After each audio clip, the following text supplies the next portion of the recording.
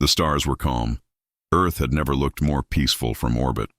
Ships glided slowly above the blue planet, carrying goods, diplomats, and dreams. For the first time in history, humanity was not alone. The Galactic Council, made of dozens of advanced alien species, had welcomed Earth as a new member. It was supposed to be a new age of peace, trade, and cooperation, and Earth brought a gift. It was called the Pulse Core, a clean, infinite energy source that could power entire worlds. Humans had built it in secret, tested it in silence, and now offered it freely to the Council. As a gesture of trust, galactic leaders smiled. They clapped with their strange hands, bowed with their glowing heads, and spoke praises in hundreds of languages. Humanity, they said, has shown great wisdom, but behind those words, something darker waited. Far away from Earth, in the shadowed halls of the Galactic High Tower, secret voices whispered. "They are too fast," said a voice. "Too clever," hissed another. "If we do not strike now," a third growled, "they will rise too far." Inside that chamber, the Council had already voted. Earth would not be allowed to grow. Not with the Pulse Core, not with that much power. On Earth, in the orbital science station Horizon, a human scientist named Dr. Elias Verne stood beside a tall, green-skinned alien. His name was Ambassador Tolkari. "You must listen to me, Elias," Tolkari said, his yellow eyes scanning the stars nervously. "They're going to strike. Your people, they trusted too quickly." Elias frowned. "But the treaty means nothing," Tolkari interrupted. "The vote was made before you even shared your gift. They see your technology as a threat. They don't want equals.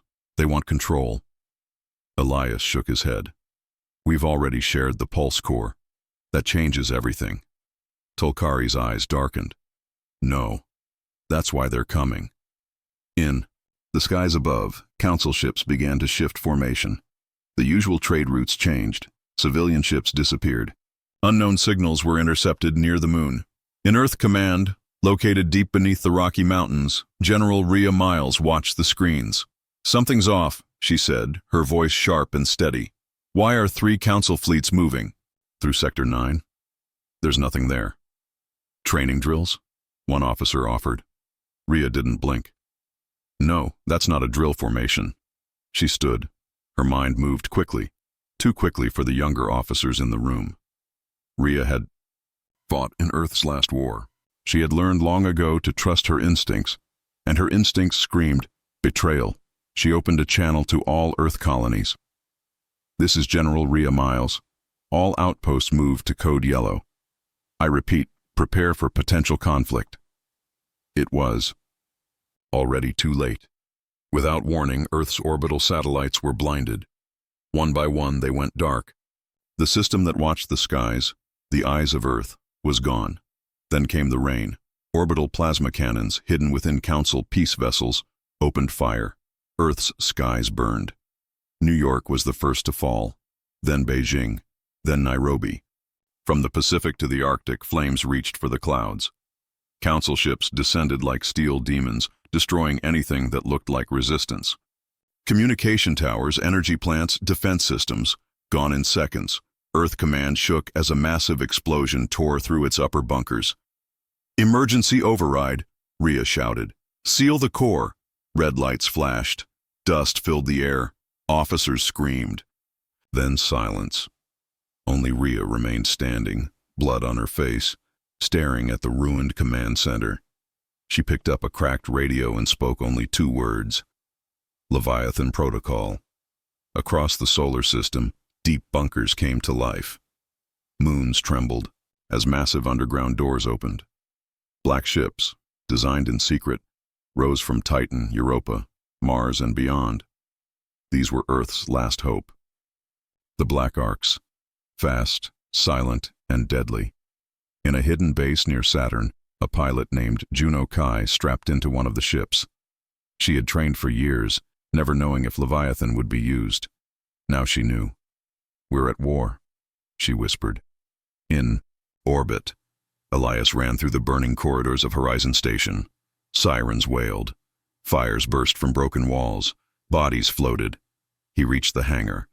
Behind him, explosions tore through the station. Tolkari followed, limping from a plasma wound. "You have to get to Earth," Elias said. "They need to know you tried to stop this." Tolkari nodded, eyes dim. "I only hope your people fight harder than the Council expects."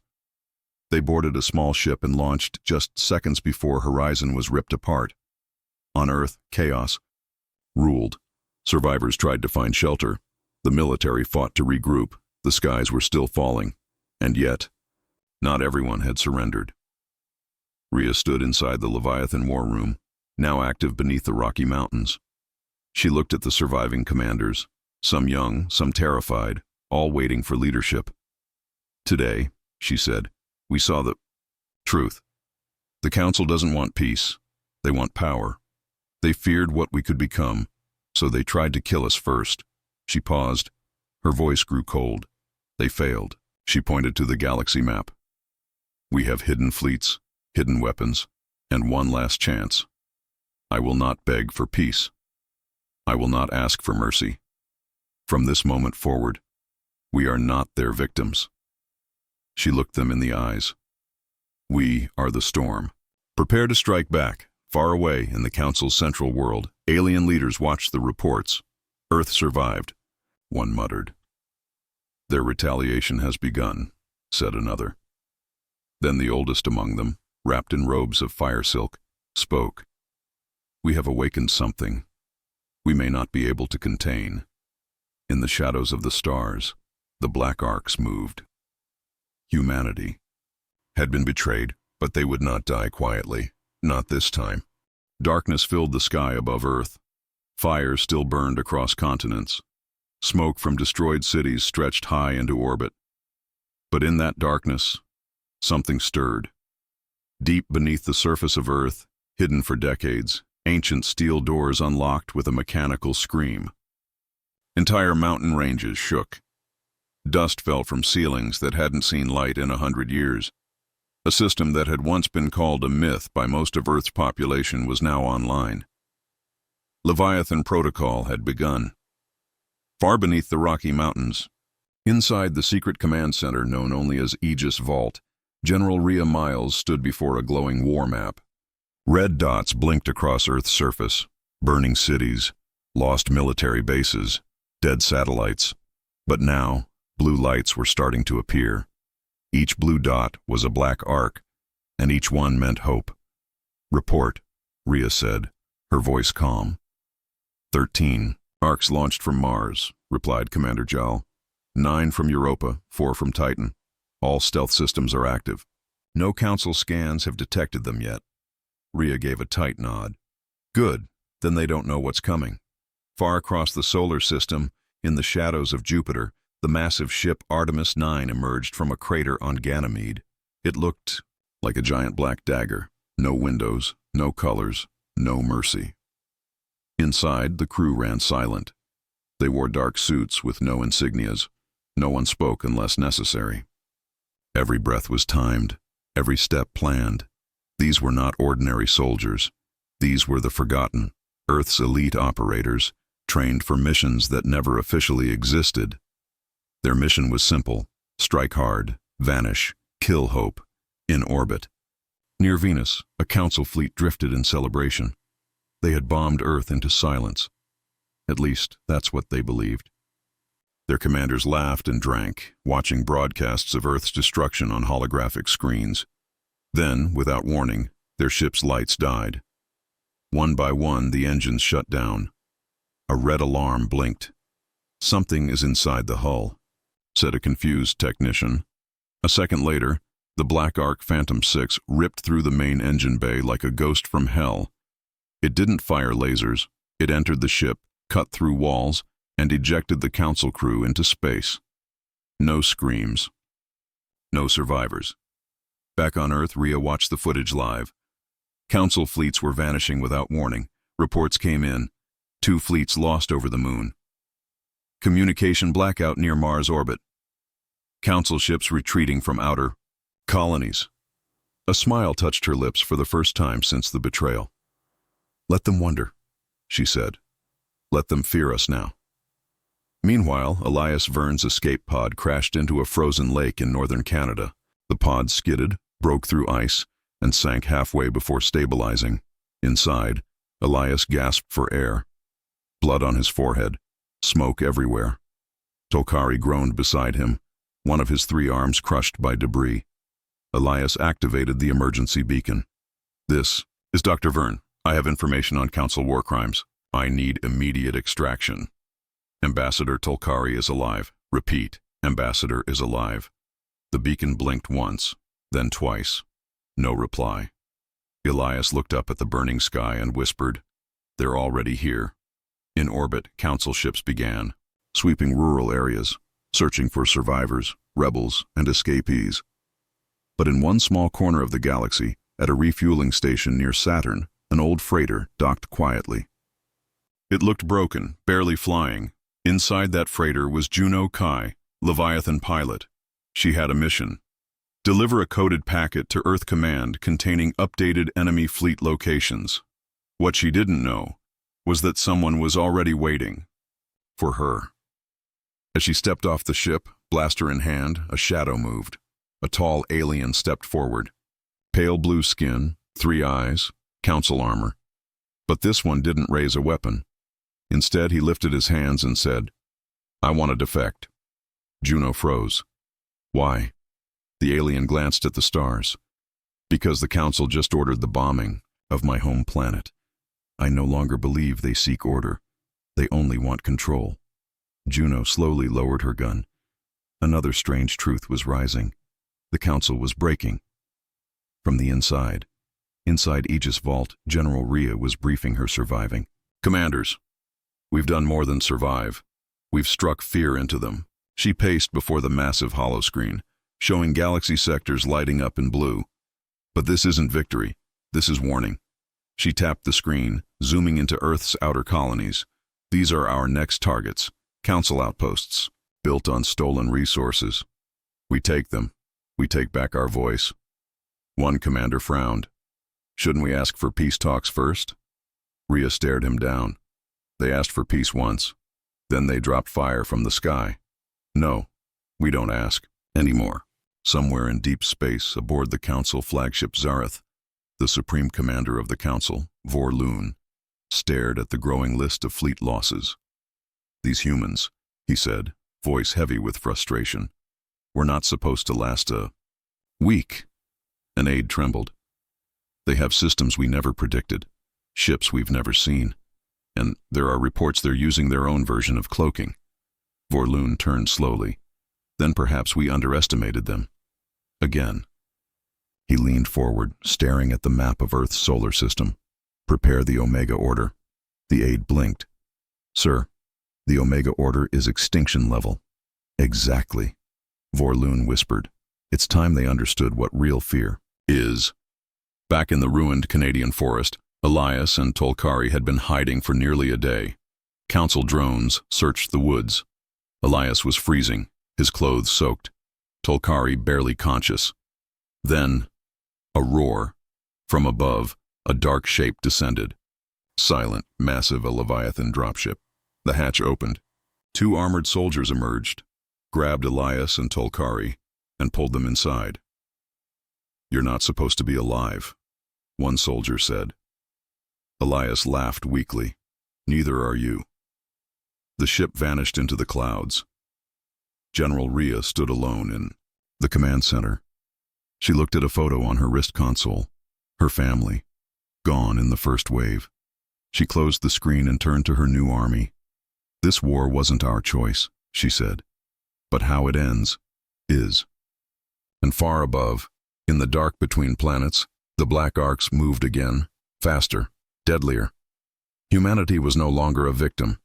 It was a shadow in the dark, a warning to the galaxy. We remember the betrayal, and we will not stop.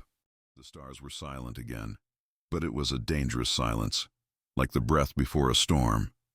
Near the asteroid belt, where fragments of ancient planets floated like broken teeth, the Council Fleet Sigma-12 drifted between rocks, scanning for signs of survivors.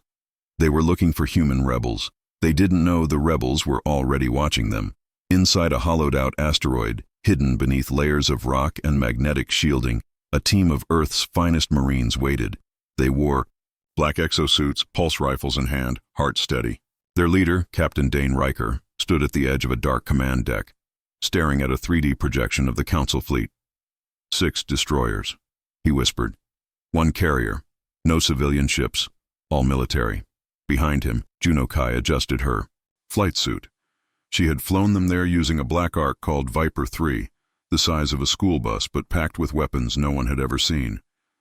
"You sure we're ready for this?" she asked. Riker didn't smile. "They betrayed Earth. I'm ready." He looked at his team. "You all know the plan. Quick, quiet, no survivors. Let's light up the void." Above them, the Council fleet continued its patrol, unaware. Inside one of the destroyers, a young alien officer yawned. He was bored. Human resistance had mostly disappeared after Earth was bombed. Now, they were just chasing shadows. Then, without warning, every screen in the control room went black. 1 second later, the ship shook. Explosion. Fire. Screams.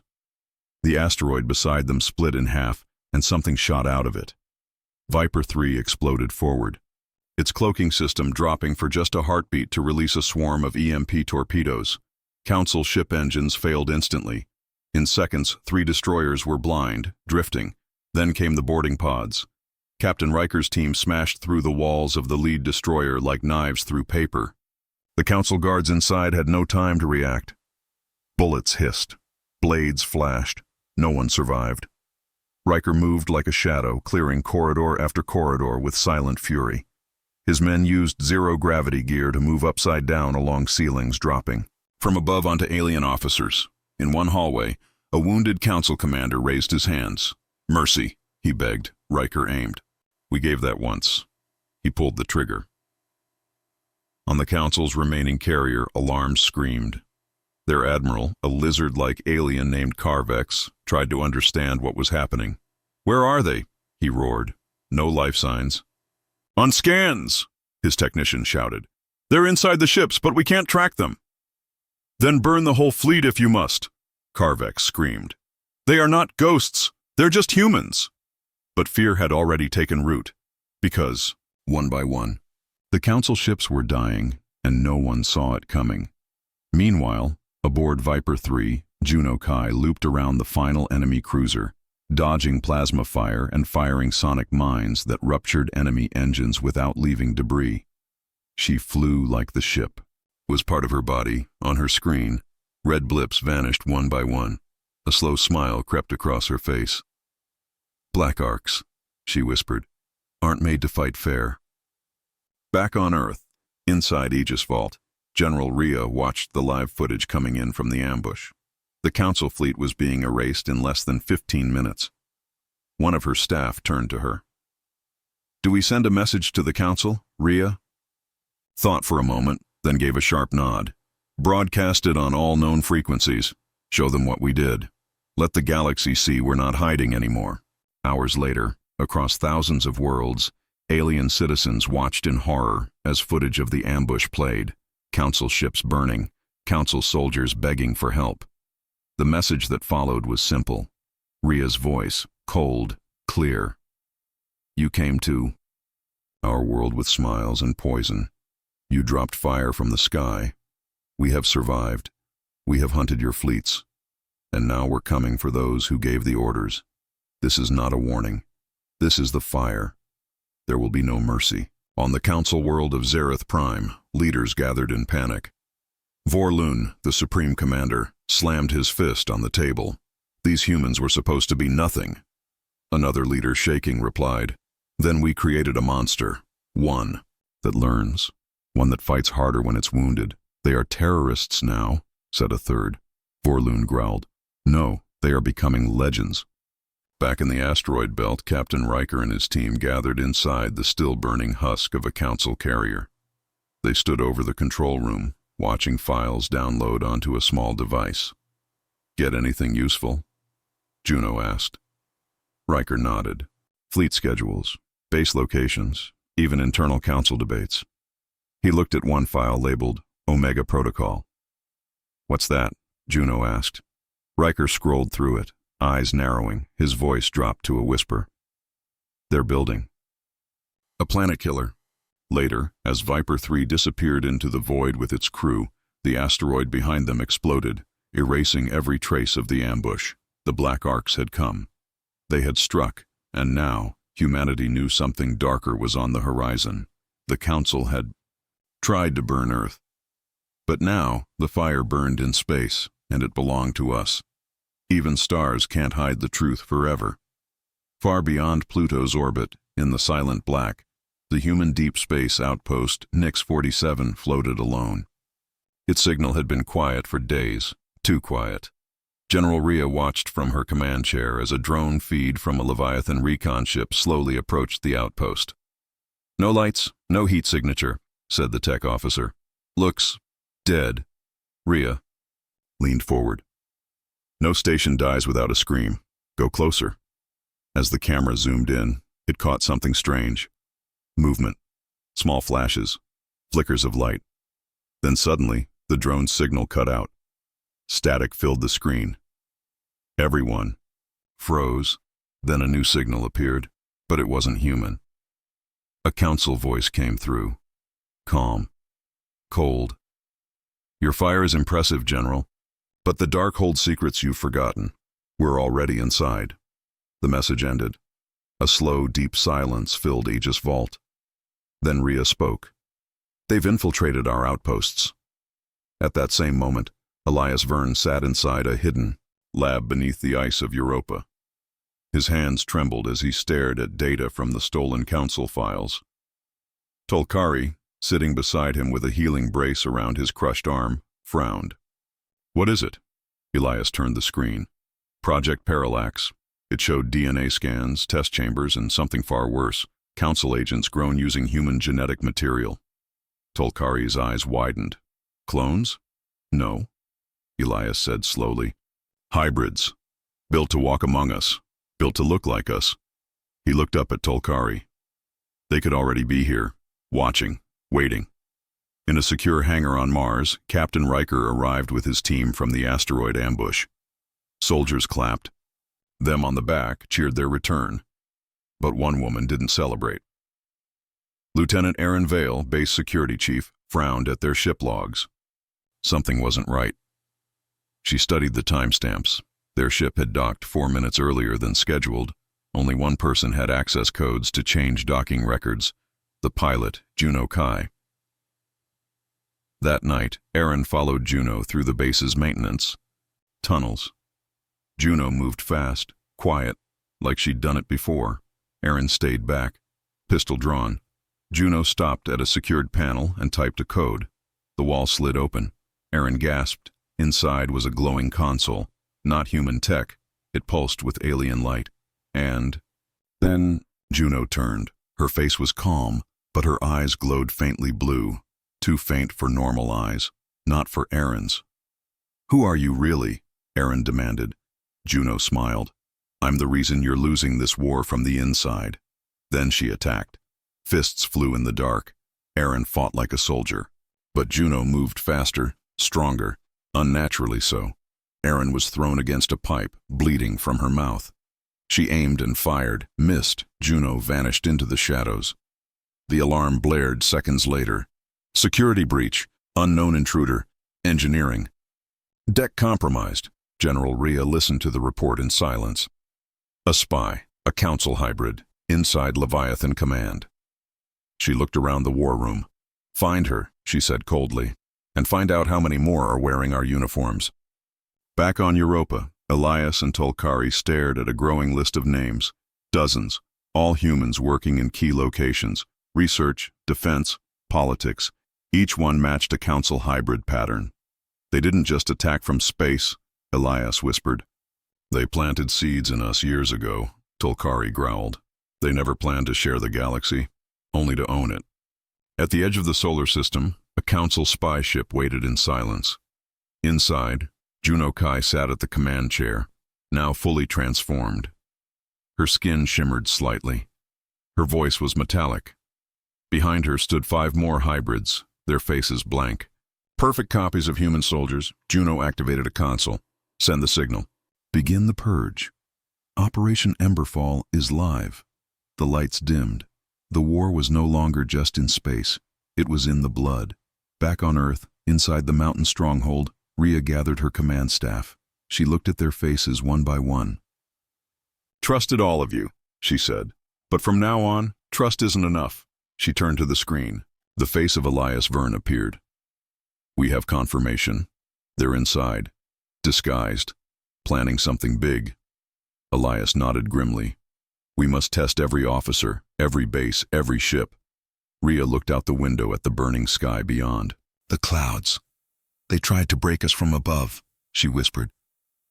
"Now they're trying from within." Her eyes narrowed. "Let them come." At exactly 03 hours Earth Standard Time, hundreds of systems across the solar colonies shut down. Power grids, satellite feeds, defense platforms, gone. Then came the fires. Explosions ripped through 3 major human outposts, Luna Base, Mars, Station Ares, and Europa Relay Hub. Dozens dead, hundreds injured. No warning, no demands. Only a single message appeared on every surviving screen. "This is Emberfall. The purge has begun." General Rhea stood over a table covered in red flashing. "Lights." Her war council surrounded her, their faces tight with shock. 3 colonies attacked at once," said Colonel Ayla. "Every one of them had council hybrids inside," added Elias Verne over video call. "This wasn't just sabotage. This was coordinated, planned." Rhea didn't blink. "Then we strike back. No more hiding. We tear the masks off every one of them." Meanwhile, deep beneath the surface of Mars, Captain Riker led a team into the damaged core of Station Ares. Flames licked the walls. Rubble filled the halls. They found bodies, some human, some not. One hybrid lay half-burned, its skin melted to reveal the metallic veins beneath. "God," whispered one soldier. "They're not machines," Riker said coldly. "They're worse. They bleed like us, look like us, but their hearts belong to the Council." He pulled a data chip from the hybrid's chest. "Let's see what they were." Planning. Back on Earth, Elias studied the chip in his lab. Tolkari stood behind him, still healing but alert. The data was encrypted with strange symbols, Council design but not standard. Elias frowned. "This isn't just sabotage." He typed rapidly. Screens lit up with strange diagrams. "These are maps. Target coordinates. But not just Earth's. They're planning strikes on outer colonies, civilian stations, refugee hubs."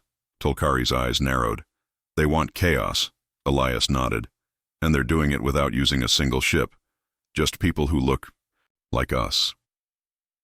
In orbit over Venus, the Black Ark Seraph 2 intercepted a Council message, one not meant for human ears. It spoke of Phase 2 of Emberfall. All remaining sleeper agents are to activate. Primary targets, Earth Vault, Leviathan Fleet Command, orbital reactors. The message ended with a chilling line.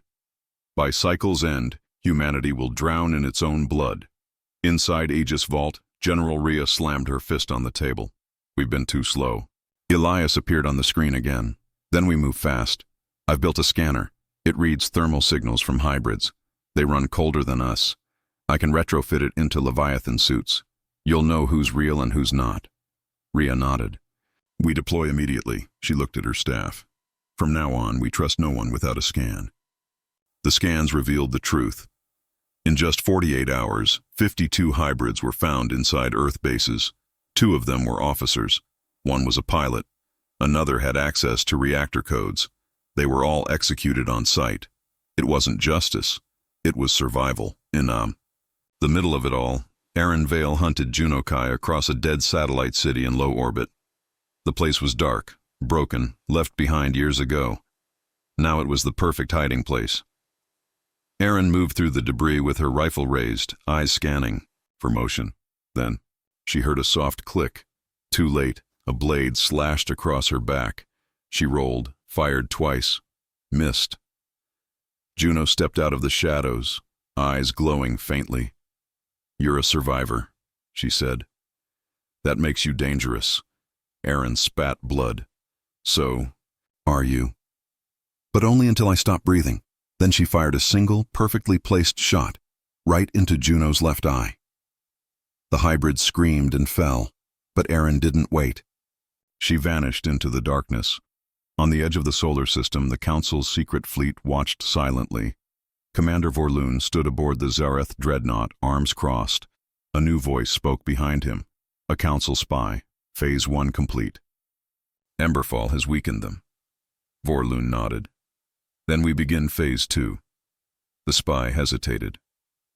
What of their Leviathan fleet? Vorloon's face twisted into a smile. Then we crush it. With the Omega device.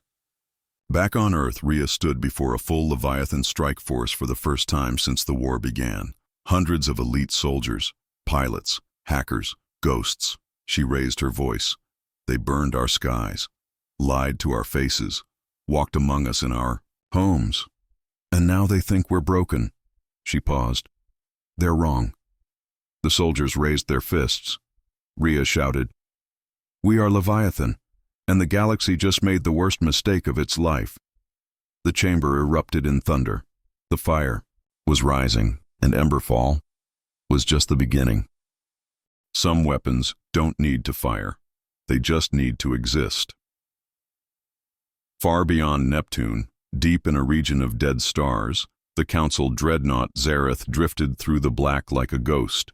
Inside its core, sealed behind 10 layers of armor and magnetic fields, was the most dangerous thing the galaxy had ever created. The Omega device. It wasn't a bomb. It was worse. Commander Vorloon stood inside the viewing chamber with 5 other Council lords. Before them floated a sphere of burning silver light, chained in place by glowing energy rings. It's ready, said the scientist beside him. If we detonate it near Earth, their planet's magnetic field will collapse. Their oceans will boil. Atmosphere stripped. Another lord asked, What about the outer colonies? Vorloon's smile was cold.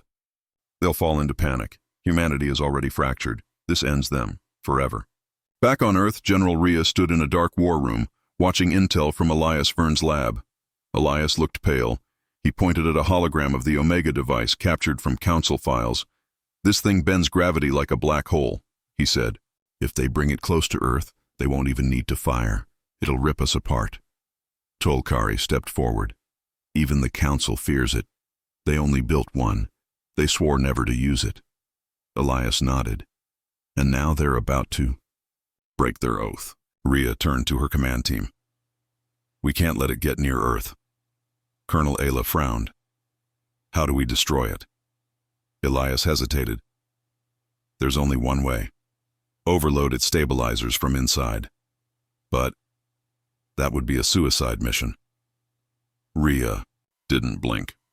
Then we find someone willing to go to hell and pull the pin. In low orbit, aboard the Black Ark Seraph II, Captain Riker studied the same diagram. He didn't flinch. We'll do it, he said. Erin Vale stood beside him, still limping from her last battle. You sure? She asked. Riker nodded. We end this. One mission, one target. We breach Zareth, overload the core, and get out, if we can. Erin stared at the image. And if we can't? Riker smiled grimly. Then at least we take their god weapon with us. At the edge of the solar system, the Leviathan fleet assembled. 12 Black Arks, hundreds of fighters, thousands of soldiers. Their goal was clear: intercept the dreadnought Zareth before it reaches Earth. It was a trap. They all knew it, but it didn't matter. Humanity had no other choice. Inside Zareth, alarms blared. Human fleet inbound, a Council officer reported. Their formation is tight, focused. Vorloon sneered. Let them come. They will only watch their world burn. Turn to the Omega device. Prepare for activation. The battle began. Near the ice rings of Pluto, plasma beams tore through space. Leviathan fighters swarmed around Council destroyers, outgunning and outmaneuvering them. Black Arks unleashed stealth drones, cutting enemy supply lines in seconds, but the dreadnought didn't fire. It moved slowly, directly toward Earth, protected by energy shields stronger than anything humanity had faced before. Riker's voice echoed over the comms. We're punching a hole. Going in now. Seraph 2 dove through enemy fire, dodging lasers and missiles. 3 other Orcs formed a shield wall around it, sacrificing themselves to clear the path. Explosions lit the void. Aaron shouted over the comms. "Hull at 40%, we won't." "Get another shot." Riker gritted his teeth. "Then this one counts." He slammed a code into the console. The Ark's spearhead cannon charged, then fired. A blast of pure sonic energy cracked through Zareth's shields. A gap opened, just for a second. Enough. Riker's team launched their breach pods and slammed into the dreadnought's side. They carved their way inside. Hallways filled with smoke and heat. Alien soldiers rushed them. But Riker didn't slow down. Every bullet, every blade brought them closer to the core. Finally, they reached it. The Omega device hung above a pit of spinning energy. It hummed like a storm waiting to break. Elias's voice came through the link. "You'll need to override both stabilizers and rewire the fusion coil. Fast." Riker and Aaron split up, racing against time. The lights around the device began to glow red. Activation sequence started. 4 minutes to detonation. Outside, the Leviathan fleet was being pushed back. Council reinforcements had arrived. One by one, human ships began to fall. General Rhea, watching from Earth's command bunker, clenched her fists. "Come on, Riker," she whispered. "We're out of time." Inside the dreadnought, Aaron's hand bled as she ripped a panel open. "Left stabilizer." "Down!" she yelled. "Right side done!" Riker shouted back. He slammed a final switch. Then the core began to collapse. The Omega device pulsed violently. Elias's voice returned. "Get out! You have 60 seconds." Riker and Aaron ran, dodging explosions as the dreadnought shook apart. They leaped into the last escape pod just as fire swallowed the hallway behind them. The pod blasted into the void. Behind them, Zareth cracked open like an egg. A silent, blinding light spread across space, then vanished. The Omega device was gone. So was half the Council fleet. Back on Earth, General Rhea stood as the report came in. Zareth destroyed. Omega device neutralized. Riker and Vale alive. The room went quiet. Then it erupted in cheers. Rhea turned to the stars above. "We're not just surviving anymore," she whispered. "We're winning." But far across the galaxy, in the shadow of a dead moon, something stirred. A council lab, a hidden chamber. Inside a dark tank floated a new hybrid, bigger, faster, smarter. And behind the glass, a voice whispered, "They think this was our end. But this was only our test. Victory can blind even the wise." After the destruction of the Omega device, Earth celebrated. Streets filled with cheers, families cried in relief, soldiers returned as heroes. But in the shadows, the true war was just beginning. Inside a hidden council lab on the dark side of Callisto, the new hybrid awoke. Not just a soldier, not a spy. Something different.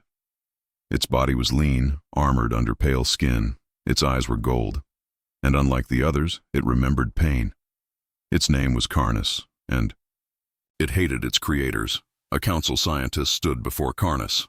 "You are perfect," he said proudly. "Better than the others. You will destroy Earth." Karnas didn't speak. He listened. He learned. He waited. Back on Earth, Captain Riker stood at the Leviathan training grounds, helping new recruits prepare for what came next. Aaron Vale stood nearby, her back still stiff from the last mission. "We killed the Omega device," she said. "So why do I feel like the war just restarted?" Riker looked to the stars. Because it did.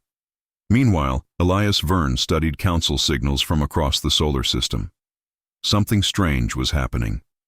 Council drones, disappearing. Supply ships, destroyed. Satellite stations, hacked, but not by Earth. The attacks were fast, clean, and brutal. Tulkari watched the patterns and frowned. "This isn't your work," he said. "This is something new." Elias agreed. Someone was killing the council and leaving no survivors. In the ruins of a council base on Titan, a human scout team found something chilling. Not human bodies, not hybrid soldiers, but council leaders, torn apart, and a message written in burned metal. You made us. Now we unmake you. General Rhea read the message with a cold expression. Whoever's doing this, they're not on our side, she said. No, Elias replied. But they're not fully council either. He pulled up a video feed, grainy but clear. A tall figure, golden eyes, hybrid armor, moving with speed faster than anything seen before. Karnas. Across the solar system, more reports came in. Council strongholds collapsing, entire ships taken without a trace. Council fleets fleeing, not fighting. One of their own creations had turned on them. The hybrids were rebelling. Back in the secret lab on Callisto, Karnas stood before a crowd of hybrid soldiers. Dozens, hundreds, all freed from their control chips. Karnas raised a hand. You were born in chains, he said. Taught to hate, ordered to kill, he clenched his fist. But we are more than their weapons. The hybrids cheered. Karnas smiled. We are a new species, and the galaxy will kneel to us, or burn. But not all hybrids followed him. Some fled. Some refused to join the new uprising. One of them, a silent, cloaked figure, reached Earth's orbit in a stolen pod, captured by the Leviathan fleet. Rhea watched as the figure removed their hood. A hybrid. Female. Face scarred, eyes dark, no glow. I am Seren, she said. And I did not come to fight. Rhea narrowed her eyes. Then why come at all? Seren looked up. To warn you. She told them everything. Karnas's rise, the hybrid army, the dead council leaders, and the young. Next step, Earth. Karnas hates both sides, Seren said. He sees you and the council as the same. Makers, masters, she paused. He means to burn you all. Rhea called an emergency council. Humanity had new enemies now, not just the ones they knew. Colonel Ayla frowned. Do we believe her? Elias nodded slowly. She's telling the truth. The rebel hybrids aren't hiding. They're growing. Riker stepped forward. So what now? Rhea answered coldly. We survive. Again. She looked to Seren.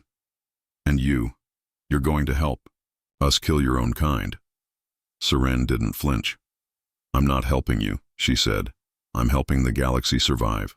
In the dark cold of deep space, Karnas stood aboard his growing flagship, the Wraithborn, a ship made from stolen council tech and hybrid flesh. His golden eyes stared toward Earth. Let them prepare, he said. It won't matter. His voice echoed across the chamber. We were born in betrayal. We will return it tenfold. And as his army roared behind him, the war changed once more. It was no longer about humans versus aliens. It was now about survival versus extinction. The Wraithborn didn't hide in one place. It moved. Fast, silent, invisible. A living ghost ship built from council technology and hybrid minds. Every time humanity came close, it vanished again, leaving only wreckage behind. One by one, listening. Stations, scout ships, and deep space satellites went dark, until finally, it struck Earth's orbit. A small science station above the Pacific was the first target. 30 crew, no survivors. By the time reinforcements arrived, the Wraithborn was gone. No signals, no trails, just a final message scratched into the station.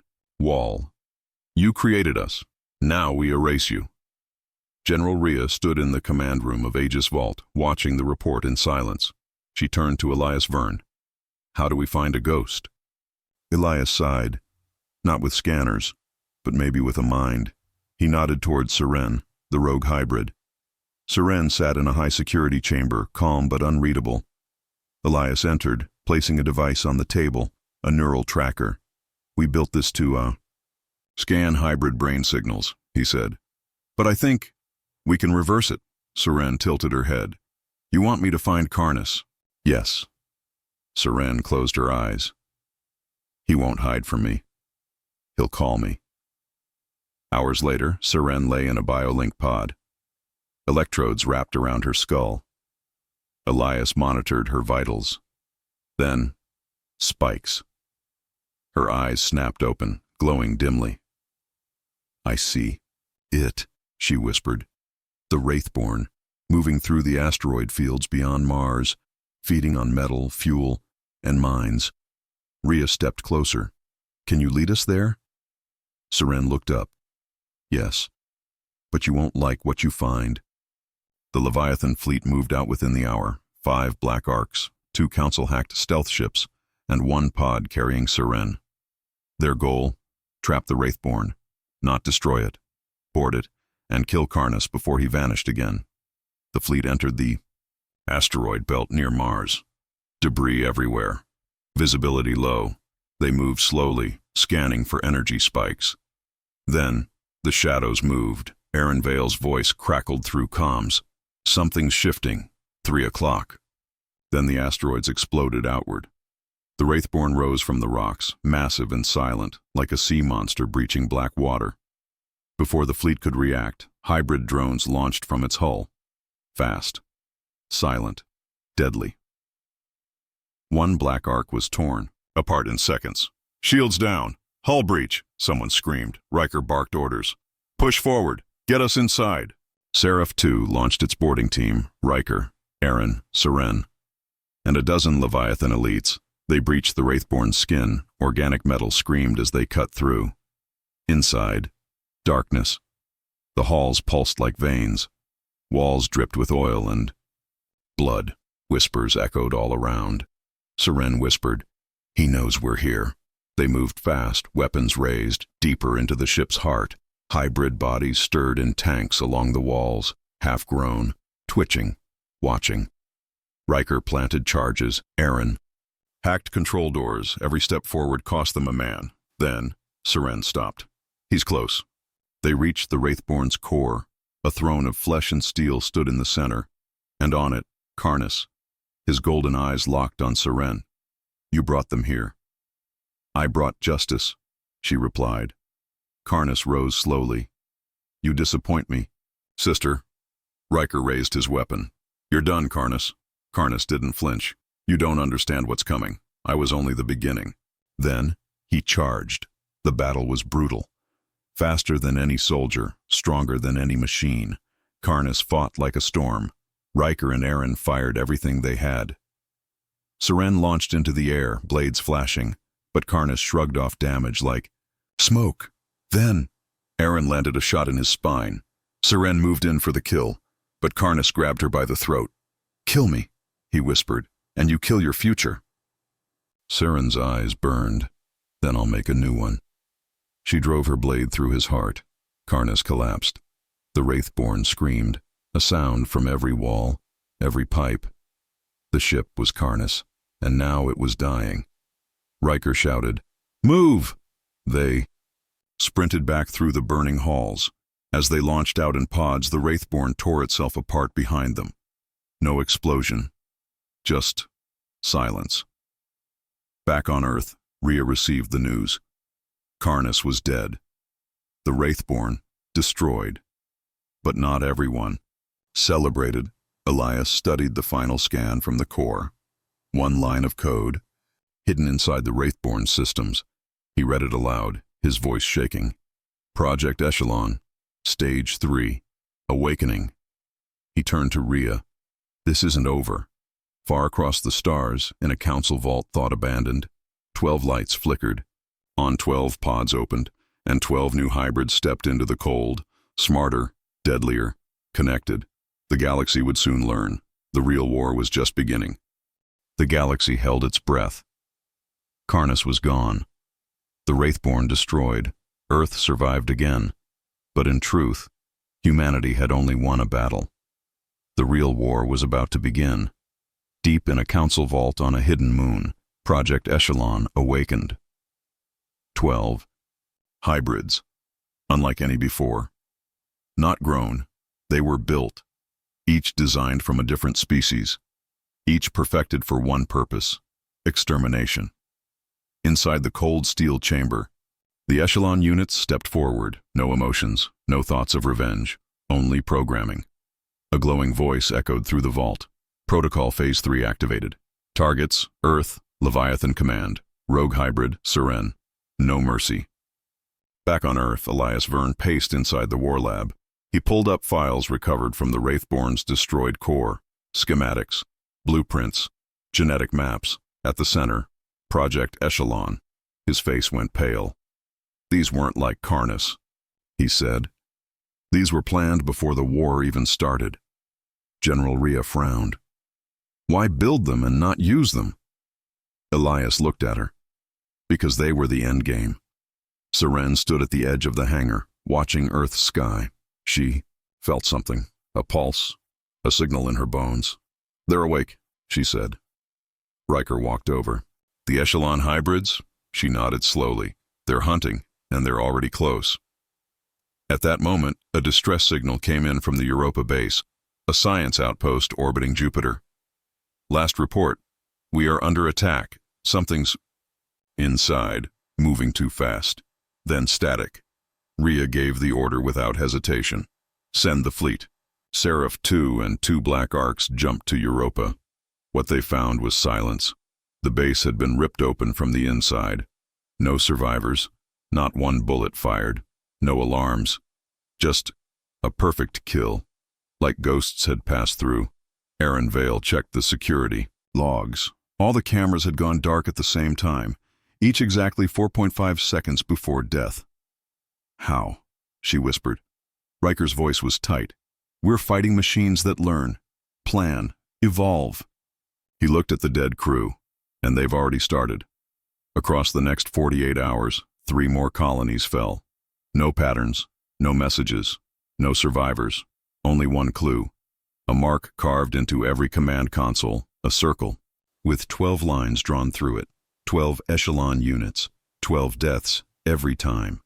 Back in the Leviathan war room, Elias pulled up a map of known council labs. One by one, they were being wiped clean. Echelon isn't just killing humans, he said. They're erasing everything, council tech, hybrid records, weapon plans.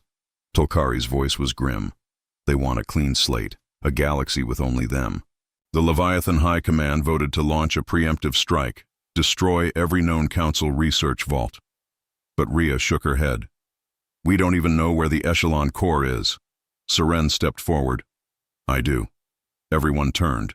She brought up a hidden sector, the Ghost Zone, a forbidden area of space full of collapsed stars and ancient black holes. No ships entered. None returned. That's where they were born, Seren said. That's where they'll go to finish it. Riker nodded. Then we go first. The mission was clear. A deep space strike into the Ghost Zone. One fleet. One chance. Find the Echelon. Core and destroy it, before they bring the galaxy to its knees. But Elias added one final warning. These aren't normal enemies. They don't fight like soldiers. They're programmed to win. Riker looked around the room. Good, he said. So are we. As the Leviathan fleet prepared for launch, 12 figures watched from the darkness. Their ship was silent. No lights. No sound. The one known as Unit Prime stepped forward. Tall, calm, eyes glowing like white fire. Human fleet approaching, it said. Another nodded. We test them now. Unit Prime raised a hand, and the Echelon ship began to move. Its engines left no trail. Its weapons didn't glow. It simply vanished. Into the dark. Into the Ghost Zone, where monsters waited, and only the strongest would survive. The fleet dropped. Into the Ghost Zone. No stars, no signals, only cold silence, and blackness deeper than space should allow. General Rhea stood on the command bridge of Aegis 1, eyes locked ahead. This is it, she said. No backup, no retreat. Riker checked. His weapon. Then we make it count. 12 ships. The best humanity had left, and still, they felt small. The Ghost Zone wasn't just a place. It felt alive.